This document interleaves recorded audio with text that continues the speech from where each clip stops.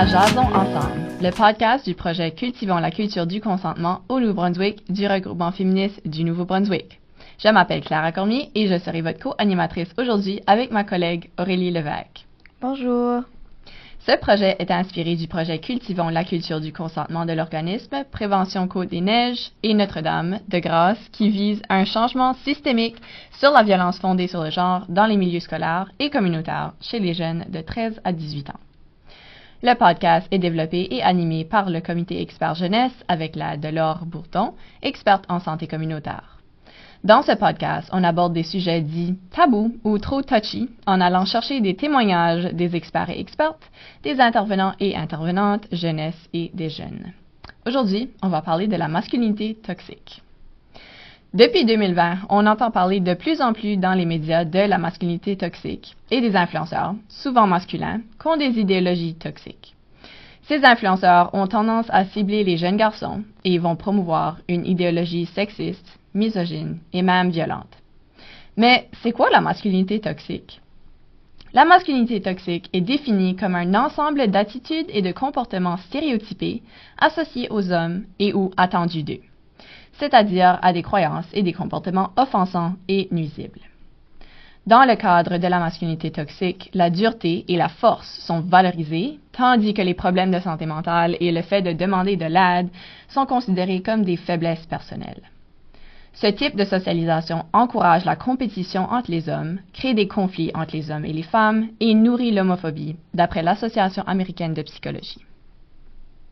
D'ailleurs, selon le gouvernement du Québec, la masculinité toxique est néfaste tant sur le plan identitaire que rationnel, car il impose des mentalités et des comportements qui peuvent avoir un impact négatif sur l'estime de soi et limiter les relations interpersonnelles et les liens sociaux. Par exemple, plus de 33 millions d'hommes en Amérique du Nord croient que des hommes forts ne montrent pas leurs émotions. On a mentionné que la masculinité toxique prône des comportements stéréotypés des hommes et une étude nous demande que 82% des garçons ont déclaré avoir entendu quelqu'un critiquer un garçon qui agissait comme une fille. Pour parler des impacts de la masculinité toxique et comment aller vers une masculinité saine, nous avons Julien Philippiac, mentor en mieux-être dans les écoles, Andréane Leblanc, directrice générale du regroupement féministe du Nouveau-Brunswick, Ève Leblanc, membre du comité expert jeunesse et Sébastien Roy, président du conseil étudiant de l'école Mathieu-Martin. Bonjour Sébastien Roy, président de l'école Mathieu-Martin. Merci de nous rejoindre. Comment perçois-tu la masculinité toxique à l'école? Ben, malheureusement, il y a beaucoup de masculinité toxique, comme dans la jeunesse, c'est comme surtout les garçons adolescents. Puis j'en vois pas mal à chaque jour à l'école. C'est souvent des comportements ou des commentaires, que ce soit racistes, sexistes, homophobes ou n'importe quoi, comme qui est vraiment très négatif. Ça amène beaucoup d'intimidation. Puis ça qui est vraiment décevant, c'est qu'il y a beaucoup de jeunes, comme quand tu vois quelqu'un dire des commentaires de même, qui voyons ça comme une belle image, qui est très triste, qui vont, comme surtout les amis, si quelqu'un va dire quelque chose, un commentaire négatif, ils vont voir ça comme si c'est comme un bon exemple, puis ils vont probablement faire la même chose, donc ça dégénère tout le temps, puis c'est vraiment triste de voir ça. Est-ce que tu dirais que les influenceurs en ligne ont un gros impact sur ça? Définitivement. Les influenceurs en ligne, tu en vois de plus en plus qui disent beaucoup de commentaires, qui font des comportements très négatifs, puis qui imposent beaucoup une masculinité toxique. Surtout quand tu vois des influenceurs surtout comme des jeunes garçons, qui voient des influenceurs qui ont genre comme une image, c'est comme plus dominante, qui montrent leur argent, qui ont beaucoup de followers, beaucoup de likes. Pour ces jeunes-là, de voir ça à un âge où est-ce que tu es très influencé facilement, pour eux, c'est sûr qu'ils vont influencer d'une façon négative envers ce sujet-là, qui vont dire des choses, faire des commentaires très inappropriés, négatifs. Donc, c'est triste de voir ça que juste à cause des réseaux sociaux, ils sont très facilement influencés. Je dis pas tous les jeunes ados, garçons, c'est sûr qu'il y en a qui ont quand même une tête sur les épaules, puis qui savent mieux. Mais je dirais que quand même la majorité, surtout plus jeunes, vers comme 14-15 ans, qui n'ont pas encore toute leur maturité, que c'est quand même assez fréquent, tu vas voir des jeunes dire des commentaires négatifs. Qu'est-ce que tu penses qui les fait tomber dans ces pièges-là des influenceurs? Moi, comme mentionné, je pense que c'est vraiment leur image. Tu vois vraiment quelqu'un qui serait peut-être comme plus bâti, qui montre son argent. À les yeux d'un jeune ado, ça peut être comme, il pourrait trouver ça comme cool, genre de. Donc, c'est pour ça que je pense qu'ils voient comme si que ça serait comme leur role model, mais vraiment, c'est pas un bon role model à regarder à. Puis l'intimidation que tu as mentionnée, le sexisme, le racisme, ça se présente aussi envers les garçons qui sont un peu plus doux. Oui, certainement. C'est sûr que si que quelqu'un essaierait de dire un mot, ben c'est cette personne-là qui va avoir encore plus de discrimination, qui va probablement avoir le plus pire dans cette situation-là. Si qu'il y a quelqu'un qui essaie de dire un mot sur le commentaire, ben je pense que ça dégénère encore plus. Fait que des fois, c'est dur pour quelqu'un de stand up et dire quelques mots pour dire que c'est pas bon ce qu'il a fait là, tu sais là. Ouais. C'est vraiment intéressant, merci. Bonjour Ève Leblanc, membre du comité d'experts jeunesse du RFNB. Merci à toi de nous rejoindre. Je suis curieuse de savoir si tu constates la même chose que Sébastien. Moi, je suis entièrement d'accord avec ce qu'il a dit. Il en a couvert beaucoup, puis c'était vraiment des bons points. Moi, j'ai 14 ans, puis c'est sûr que je remarque ça tous les jours, surtout à l'école. C'est comme Sébastien a mentionné, c'est cette image-là qui est souvent perçue dans les médias sociaux de l'homme qui a tout en charge, qui est bâti, qui a l'argent, que tu penserais qu'il a tout. Puis c'est souvent ces comportements-là qui sont adaptés par les jeunes, comme surtout dans les écoles secondaires. Fait que non, je suis vraiment d'accord. Puis c'est sûr qu'à chaque fois que un garçon veut essayer d'arrêter de ces comportements-là, puis il veut sortir de cette norme-là quasiment, c'est souvent eux autres qui se font discriminer puis qui se font plus contredire parce que tristement, ces comportements-là de masculinité toxique sont rendus la norme dans plusieurs écoles chez les garçons. Fait, ouais. La pression des pères est Oui. définitivement présente. Oui. Du point de vue des filles, comment est-ce que ça se présente? Du point de vue des filles, je dirais qu'il y a beaucoup juste de micro-agressions qui se passent. Puis c'est triste parce qu'il y en a beaucoup qui ne les remarquent même pas parce que c'est très difficile de les remarquer quand c'est tellement normalisé. Comme surtout dans les écoles secondaires, c'est les commentaires, les comportements pratiqués par la plupart des garçons, puis c'est sûr qu'il y en a qui font pas ça, là, c'est tellement normalisé que les micro-agressions qui se passent se font souvent passer inaperçues. Aussi, tu sais, dans les amitiés, tu peux souvent voir juste des commentaires qui se font dire, puis le harcèlement qui se fait comme. Fait que je trouve que c'est juste d'en parler, puis que ça soit juste vraiment moins normalisé parce que ça se passe, on le voit. Mais moi, c'est vraiment. Mm-hmm. Je pense que vous pouvez tous les deux répondre aussi à cette question. Sébastien a parlé d'homophobie. Mm-hmm. Pour les personnes queer, comment est-ce que ça se passe, la masculinité toxique? Ben, déjà, un garçon qui veut sortir de cette nouvelle norme-là de masculinité toxique, c'est extrêmement difficile. Mais pour une personne queer, ça ajoute un autre niveau de difficulté parce que tu ajoutes l'homophobie à ça parce que la masculinité toxique, il y a beaucoup d'homophobie dans ça, puis ça crée de l'intimidation. C'est rendu que les garçons peut-être plus féminins, ils sont complètement rejetés. Les comportements plus féminins, c'est ça, c'est moins accepté. Il y a beaucoup d'harcèlement qui se passe, puis c'est vraiment horrible à voir. Fait que pour les personnes queer, ça ajoute juste un autre niveau de difficultés pour eux autres, surtout avec la masculinité toxique qui enrobe tellement d'homophobie. Ouais, c'est pas mal la même chose.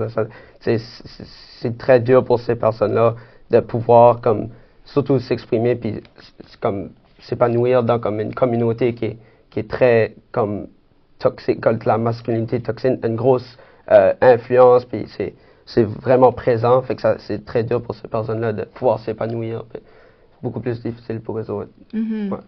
Moi, une expérience que j'ai vécue, c'est le fait de genre que les garçons ou les hommes souvent vont voir les lesbiennes ou les femmes bisexuelles comme des objets plus durs à atteindre, ça va être comme un défi. Est-ce que tu remarques ça un peu avec les conversations que tu as eues? Je dirais probablement que oui. C'est certain qu'il y a différentes comme tu sais, il y a différentes personnalités, mais il y a beaucoup de gens puis que c'est quand même un sujet qui est comme pas mal touchy à dire puis à parler à propos là, mais comme il y a des gens que j'ai entendu des commentaires à propos de cela puis tu sais, c'est triste à voir parce que c'est totalement pas vrai. Ces personnes-là, tu sais comme c'est pas c'est leur propre choix, c'est pas eux autres qui ont dit à cause que ça serait j'ai peut-être eu plus de difficultés. Non, c'est ça qu'ils veulent puis il faut totalement respecter ces choix-là. Oui, merci beaucoup à vous deux pour vos beaux. Pourriez-vous me nommer des exemples plus concrets de ce que vous observez? Bien en premier. Oui. Ben, moi, ce que j'ai remarqué avec les garçons, c'est surtout à l'école, dans mes cours, c'est que à chaque fois que un garçon va parler de peut-être une fille qu'il aimerait ou qui, comme ils disent, aller pour, ben, il y aura souvent d'autres garçons peut-être plus populaires vont dire ah ben non, pas elle, elle a pas de fesses.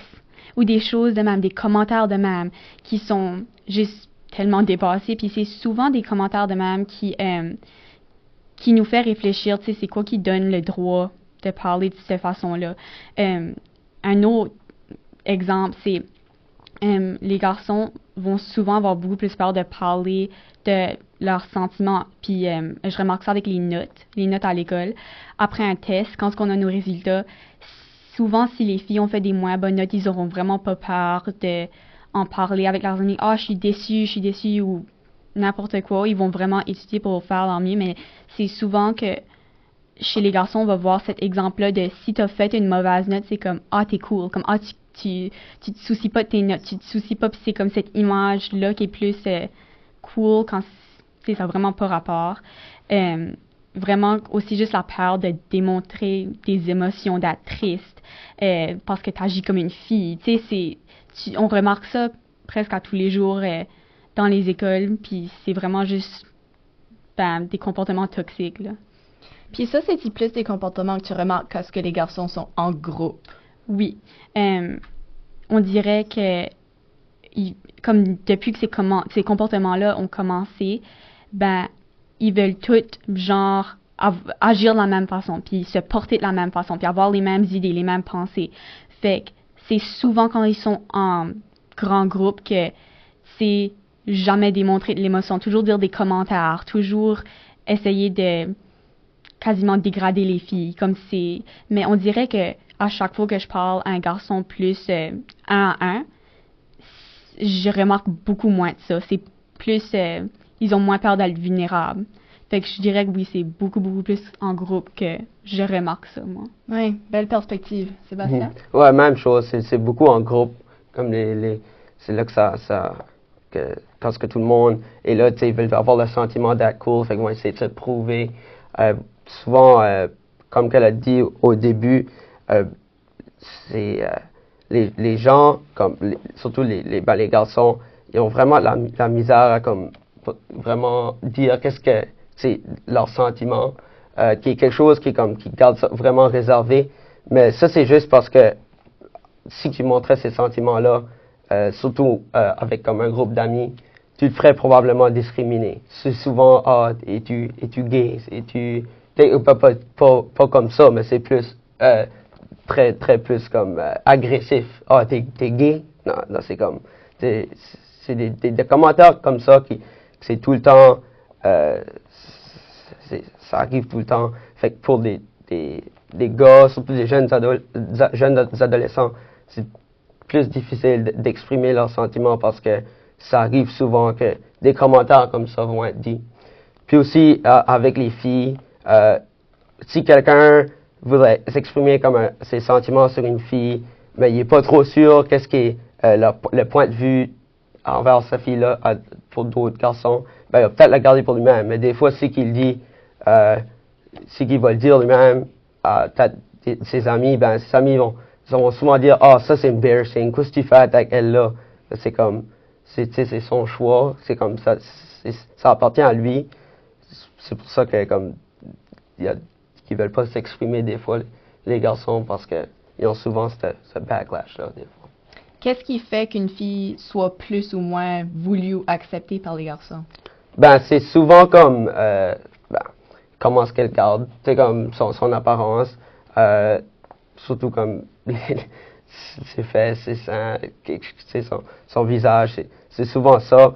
Mais aussi, des fois, son body count, comme c'est ça qu'on appelle, là, c'est ça que c'est. Je sais pas qu'est-ce qui serait le nom en français, mais ça, body count, c'est souvent ça. Si la fille n'a, je sais pas comment, un haut numéro, ben, si cette personne-là aimerait cette fille-là, puis qu'il dirait, ben là, c'est comme, tu veux cette slot-là? Ils vont dire des commentaires comme ça. Fait que, ça revient à le fait que les garçons, c'est un petit peu plus dur pour eux de s'exprimer, là. Côté plus personnalité, si une fille présente plus comme une force puis une dominance dans sa vie, puis même des qualités féministes, est-ce que ça la rend moins voulue? Je dirais non, parce que, surtout à notre âge, il y a des fois que les garçons vont pas remarquer ça autant, parce que ils n'ont pas cette maturité-là encore. Il y a des gars, des fois, qui gardent juste simplement à l'apparence de la fille, qui est triste, parce qu'il y a beaucoup plus que ça dans l'amour. Oui. Merci beaucoup pour vos perspectives. On va revenir à vous tantôt.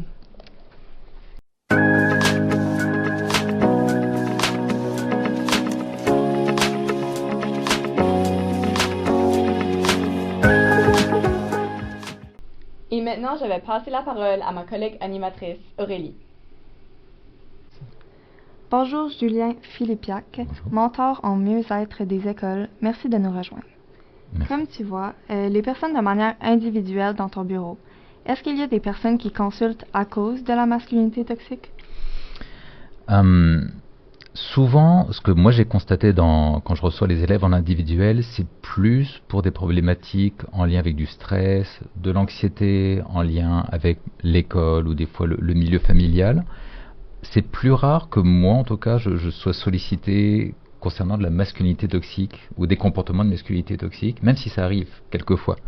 Quand je vois par exemple des élèves qui s'identifient au genre féminin, c'est plus sous la forme de questionnements concernant les relations saines. Ça va être plus sur des comportements en lien avec les relations saines, de savoir ce qui est un peu acceptable ou non. Donc souvent avec ces élèves-là, et je vais discuter autour des limites qu'on a le droit de poser, comment respecter sa bulle d'intimité, et puis comment aller chercher de l'aide quand on en a besoin. J'ai quelquefois des élèves aussi qui me parlent d'agression sexuelle. Puis là, on va accompagner ces élèves pour qu'elles puissent recevoir l'aide spécialisée dont elles ont besoin, que ce soit au niveau psychologique ou judiciaire. Mais je pense que justement, moi j'ai l'impression en tout cas que je ressens moins ces demandes que mes collègues qui s'identifient au genre féminin. Probablement parce que les élèves se sentent peut-être moins confortables avec moi, et puis ce qui est totalement compréhensible. Pour les gars, et ça c'est un truc que j'ai remarqué, et puis certainement qu'on va revenir sur ce sujet-là, c'est que j'ai moins de gars, j'ai moins d'élèves en tout cas qui s'identifient au genre masculin dans mon bureau, parce que déjà il y a beaucoup de fermeture, un peu de déni par rapport au vécu. Mais ça m'arrive que, avec ces élèves-là, en lien avec la masculinité toxique, on va parler de gestion de colère, gestion des émotions. J'essaye de promouvoir le fait qu'on peut exprimer toutes ces émotions, mais c'est vrai que la demande première, c'est « Ah, je sais pas comment gérer ma colère. » Ok, on va déjà commencer à regarder à ça. Quelques outils, quelques techniques pour gérer la colère, mais tu sais, derrière la colère, qu'est-ce qu'il y a d'autre comme émotion, puis que tu pourrais aussi exprimer sainement. Puis parfois je suis sollicité aussi par les directions pour rencontrer des jeunes qui ont des problèmes, qui ont eu des problèmes de comportement, juste pour voir qu'est-ce qu'il y a derrière. Mais encore une fois, on parle de masculinité toxique, et puis c'est vrai que c'est comme une sorte de culture, de sous-culture qui peut impliquer certains comportements, mais c'est pas ça qui va expliquer entièrement le comportement. S'il y a un problème de comportement, par exemple, qu'est-ce qu'il en est au milieu de la vie familiale, comment est-ce que l'élève vit l'école, comment est-ce que ça se passe pour l'élève, enfin il y a plein d'autres choses, mais la masculinité toxique va certainement jouer un rôle en plus là-dedans. C'est une partie de tout ça. Et puis c'est vrai que quand j'essaye de parler de ces sujets-là, j'ai toujours un petit peu plus de résistance, de déni, donc j'utilise d'autres portes d'entrée pour parler de ces sujets-là, et encore une fois, gestion de la colère. Puis ça peut m'arriver, ça m'est déjà arrivé en tout cas de faire des rappels sur c'est quoi le consentement, c'est quoi les règles de consentement. Donc c'est un peu ça que je vois en individuel en tout cas. Puisque tu vois les personnes en individuel, comment est-ce que tu penses que la masculinité toxique se présente dans un groupe? C'est un peu ce que vous disiez tout à l'heure sur les comportements de groupe et plus d'intimidation envers d'autres personnes. Puis j'ai l'impression en tout cas des élèves qui vont agir d'une telle manière pour sentir qu'ils font partie du groupe, mais qu'en individuel, peut-être que ces élèves-là, ça correspond peut-être pas à leurs valeurs, ou ils n'ont pas assez peut-être eu de recul un peu sur le fait que c'était effectivement vraiment pas adapté. Et il y a peut-être des fois un peu ce décalage entre un élève en individuel et puis un élève en groupe dans les comportements. Étant donné que tu es psychologue, peux-tu nous parler des impacts de la masculinité toxique à court et long terme? Alors, juste pour la petite précision. Donc, en effet, je suis psychologue, mais pas entièrement. C'est-à-dire, je suis psychologue de la santé et psychologue clinicien, mais c'est en France. Ici, je suis mentor mieux-être. J'ai pas encore sollicité l'ordre des psychologues pour être dans le processus, d'être reconnu. C'est dans ma to-do list, mais pas encore. En tout cas, ce que j'ai moi constaté, donc pour les effets à court terme, il y a des choses qu'on voit dans les écoles qui pourraient être en lien avec la masculinité toxique. On a parlé d'intimidation, on a parlé d'homophobie déjà, les agressions sexuelles, souvent les comportements chez les élèves qui s'identifient au genre masculin envers d'autres personnes qui s'identifient au genre féminin, ou les personnes queer, ou des personnes qui ne rentreraient pas dans la norme de c'est quoi un vrai gars. Les personnes neuroatypiques notamment, tout ça. Toutes les personnes qui ne rentrent pas dans ce club fantasmé des vrais hommes. Mais ce que je trouvais plus intéressant, c'est peut-être de me baser justement sur des paroles des élèves directement, en lien avec leur vécu direct sur c'est quoi la masculinité toxique. Juste pour le contexte, j'anime un atelier justement sur la masculinité antitoxique, qui se passe en 3 temps. Déjà, on prend le temps de réfléchir à c'est quoi le problème, à reconnaître le problème, puis à reconnaître que nous, en tant que gars, on fait partie du problème. Donc on prend 2 bonnes heures pour discuter de ça, même si c'est jamais suffisant. Puis après, la 3e heure, c'est plus pour parler de ok, maintenant qu'on sait tout ça, qu'est-ce qu'on pourrait faire? Comment on pourrait faire autrement? Et puis pas seulement de ne pas faire les comportements, mais qu'est-ce qu'on pourrait faire de plus pour essayer de régler les problèmes? Comment on peut être des alliés? Ce qui fait qu'une de mes activités que je propose, c'est je demande aux élèves, je donne une définition sur c'est quoi la masculinité toxique.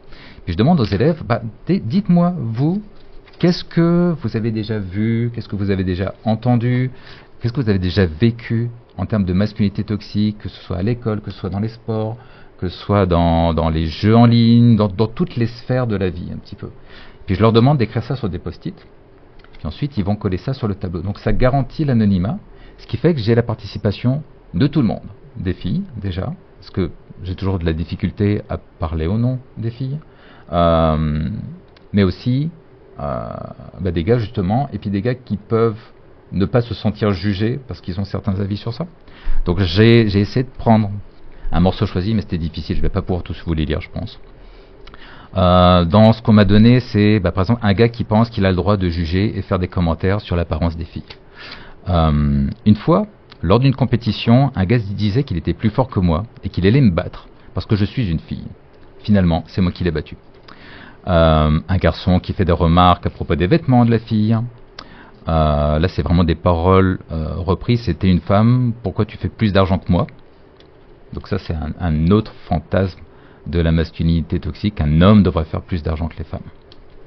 En gaslight, claquer des doigts à une femme, c'est vraiment atroce. Si des garçons font de la gymnastique, ils sont considérés gays. Puis c'est ce que disait tout à l'heure Sébastien. Moi, je trouve ça vraiment inquiétant, le fait qu'on utilise le terme gay comme une insulte, et puis c'est vraiment très très répandu. Et il y a beaucoup d'élèves, quand on leur fait remarquer qu'ils ne voient pas le problème, parce que c'est vraiment très répandu. J'ai déjà vu que dans un couple, certains hommes demandent à leurs femmes de ne pas trouver du travail parce qu'ils les préfèrent à la maison. Des blagues blessantes suivies par c'est bien, je rigole. Un garçon qui exclut un autre garçon homosexuel parce qu'il se comportait trop féminin. Dire des choses pour décourager notre équipe dans les matchs et les pratiques. Donc ça, on parle aussi de la compétition toxique, les comportements toxiques en lien avec la compétition.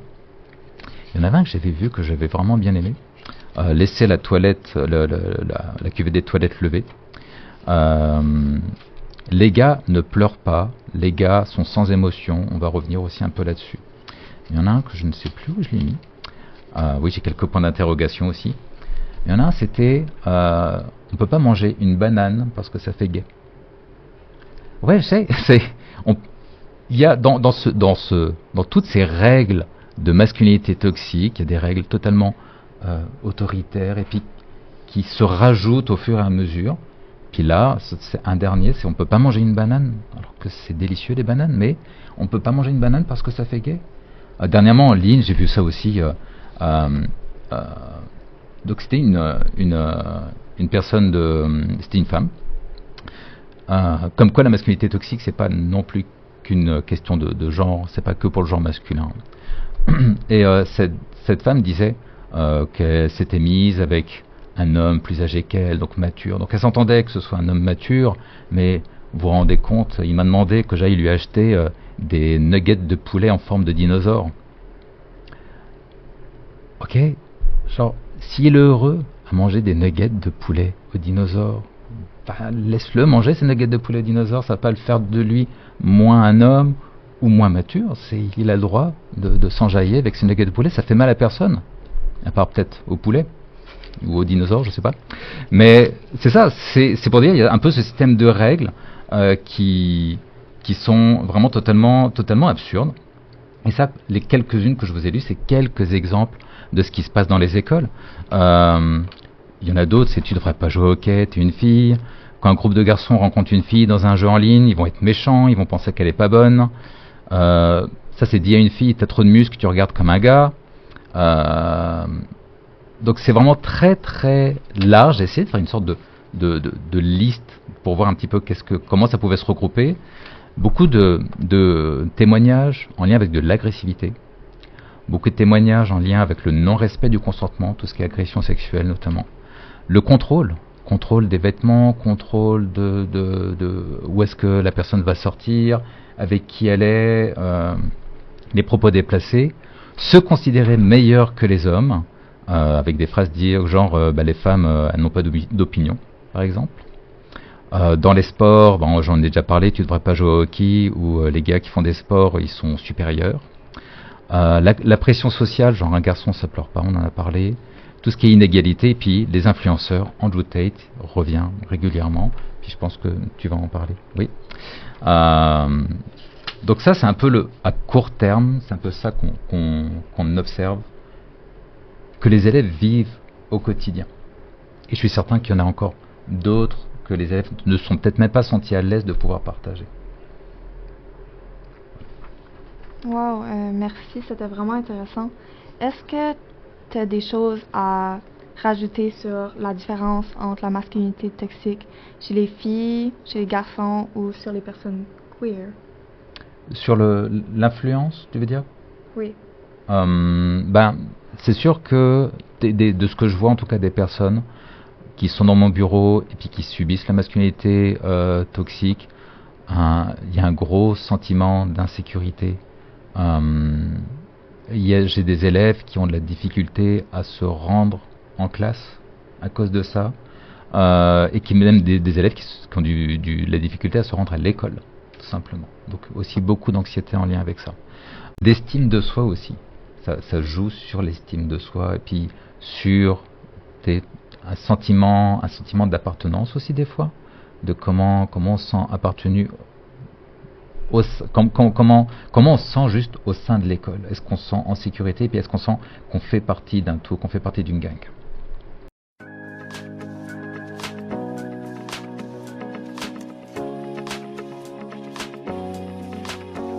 Bonjour, Andréane Leblanc, Bonjour. directrice générale du regroupement féministe du Nouveau-Brunswick.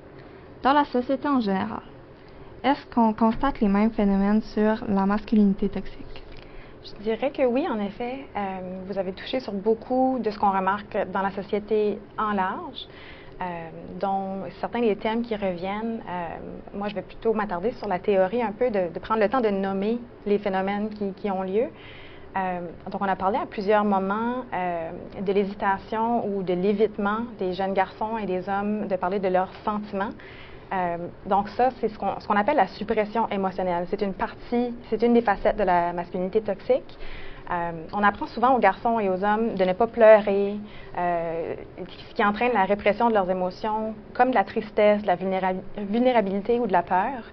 Ça peut entraîner des problèmes de santé mentale, comme la dépression, l'anxiété, la toxicomanie, qui ne sont pas traités parce que la demande de l'aide est considérée comme faible par rapport à la narrative de la masculinité toxique.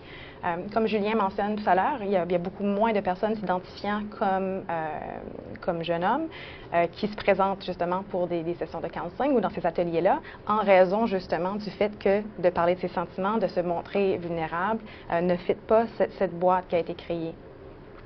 Ces comportements-là ou cette suppression émotionnelle-là va aussi augmenter l'agressivité et perpétuer cette domination, soit dite, comme norme, ou l'affirmation de soi, donc de prendre de la place. C'est une chose de gars. Puis aussi augmenter la violence, qui sont souvent assimilées directement à la masculinité. Ça peut se manifester comme dans l'intimidation, comme vous avez mentionné, aussi parfois la rage au volant, des relations abusives, ou même dans la façon que le leadership est compris. Récompenser le pouvoir sur les autres au lieu de la collaboration. Ça, c'est aussi quelque chose qu'on remarque dans le cadre de la masculinité toxique. Vous avez aussi touché beaucoup sur le manque de diversité dans ce qui est être un homme aussi. Puis on a parlé j'ai entendu Sébastien dire, quand on exprime quelque chose, ben on se fait dire c'est gay. Mais d'où ça vient ça? Puis pourquoi quand on dit tu fais ça comme une fille, pourquoi ces choses-là sont négatives? Ça, il faut le nommer, c'est ce qu'on appelle la femmephobie. C'est la dévalorisation de tout ce qui est féminin. Puis ça se passe dans tous les genres. Les filles peuvent aussi vivre de la femmephobie internalisée. Puis ça a à voir avec des préjugés sociaux qui s'attaquent plutôt aux personnes qui présentent des traits associés aux femmes ou à la féminité. Puis ça peut prendre de nombreuses formes, dont l'exclusion sociale, l'intimidation, le harcèlement sexuel, puis aussi les comportements anti-LGBTQIA+, en particulier contre les personnes gays et transidentitaires. Ça alimente le sexisme, le harcèlement sexuel, puis les comportements haineux, en particulier vers ces personnes-là. Il y a aussi des dynamiques, comme vous le remarquez, dans le milieu scolaire. Il y a aussi ces dynamiques-là qui ont lieu dans le milieu du travail, où les hommes peuvent ressentir la pression d'être hyper compétitifs, d'éviter les emplois considérés comme féminins, dont les soins infirmiers, l'enseignement, la prestation de soins. L'idée que les hommes doivent toujours être des pourvoyeurs aussi, ou être en position de contrôle, peut également mener à éviter de prendre des congés parentaux, de partager des responsabilités ménagères. Puis ces préjugés-là contribuent également à l'écart salarial entre les genres. On voit aussi en société un impact sur les relations et l'intimité, comme qui a été mentionné, en raison du fait que la masculinité toxique décourage la vulnérabilité émotionnelle, même dans les amitiés, tant que dans les relations amoureuses. Ça peut entraîner des difficultés à former des liens émotionnels sains et parfois favoriser un comportement contrôlant et possessif dans les relations, ainsi qu'avoir un effet très négatif sur la santé mentale des hommes et leur capacité de cultiver des relations saines par la suite. Ce qu'on remarque aussi dans la culture populaire et dans les médias, dont il y a de nombreux films, musiques, jeux vidéo, publicités qui glorifient l'image du tough guy, récompensant la violence, le détachement émotionnel ou la conquête sexuelle. La vulnérabilité puis la complexité émotionnelle chez les hommes est souvent ridiculisée ou complètement ignorée. On le voit aussi dans la sphère politique, où les discours masculinistes ont vraiment d'étroits liens avec l'extrême droite et les tentatives de recul des droits des personnes trans, des personnes non-binaires et des femmes surtout. Surtout celles vivant à la croisée d'oppression, dont les personnes en situation de handicap ou les personnes racisées. Dernière chose que je dirais sur comment on remarque en société, c'est qu'historiquement, c'est pas anormal de voir des gens se tourner vers des valeurs qui sont soit dites traditionnelles en période de précarité, notamment lors des crises économiques. Les jeunes hommes qui se sentent un peu perdus alors que les valeurs sociétales progressent sont potentiellement plus susceptibles à des influences masculinistes dans ces moments-là, comme par exemple des Andrew Tate qui prétendent promouvoir des stratégies pour atteindre le succès et la richesse. Merci beaucoup, Julien et Andréane. Avec plaisir. Merci beaucoup. Ceci conclut la première partie de l'épisode sur la masculinité toxique du podcast Jasons ensemble du projet Cultivant la culture du consentement au Nouveau-Brunswick.